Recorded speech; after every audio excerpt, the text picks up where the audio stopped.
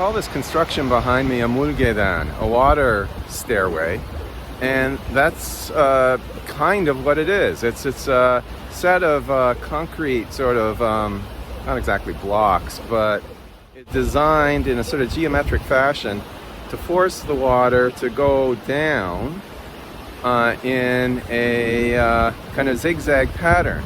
Now, the reason it does that is to get more oxygen into the water.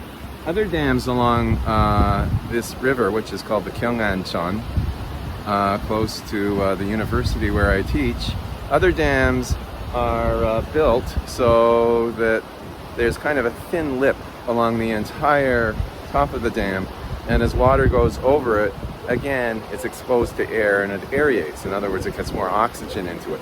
It's a nice way of replenishing the wildlife in this river, which was very seriously damaged during the 70s, 80s, and probably the 90s. There were a lot of small factories along this river. There still are quite a few, mainly kagu gongjang, that is furniture factories. These are small, medium-level enterprises, and the pattern in past decades was to take the resins and the glues and so forth and just take all this junk and dump it in the river. That, of course, really damaged the wildlife, and now what the local government is trying to do is revive that wildlife, and it's been reasonably successful, quite successful with some species. A lot of ducks, a lot of small bugs. The bat population died. I don't know if there was a bat population originally that much, but that's a population that's quite susceptible to certain chemicals. Now, behind me as well are a series of mountains, and those mountains during the 1950s and before were completely denuded. They had no trees on them because rural Koreans used the trees for firewood. Reforestation in South Korea is an amazing thing, and again, these are examples of sort of positive changes that can be made on a micro or medium level to the environment.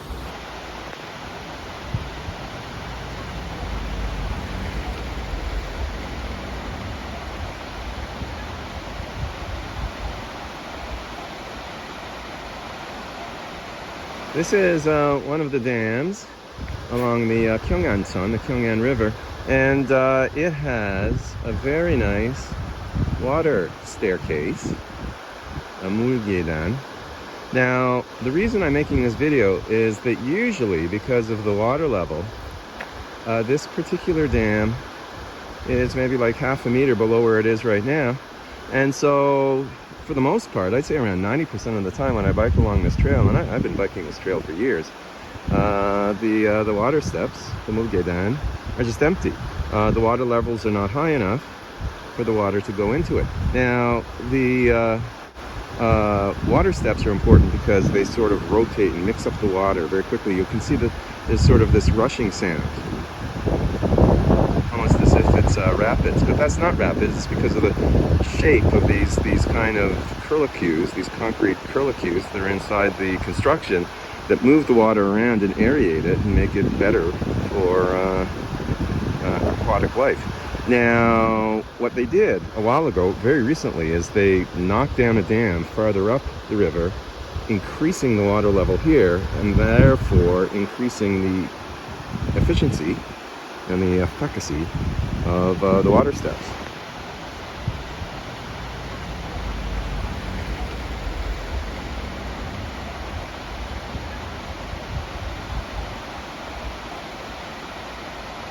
Follow a lot of climate activists, climatologists, environmental scientists, and so forth on social media, primarily on Twitter.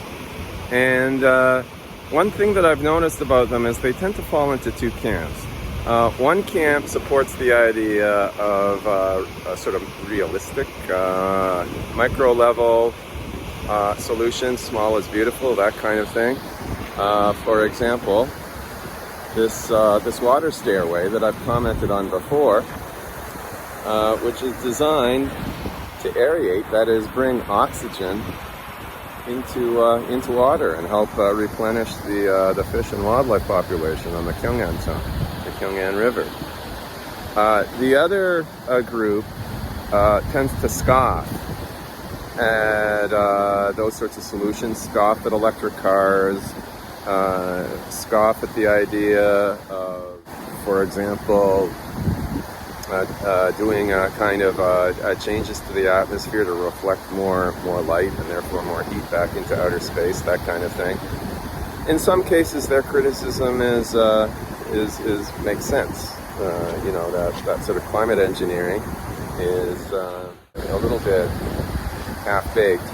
But on the other hand, they do tend to come across as hypercritical and dismissive of pretty much anything. I mean, they say that industrialism, for example, is the problem. Yet there they are on Twitter, happily with their smartphones. There are these sort of dissonances, these examples of cognitive dissonance in the way they message.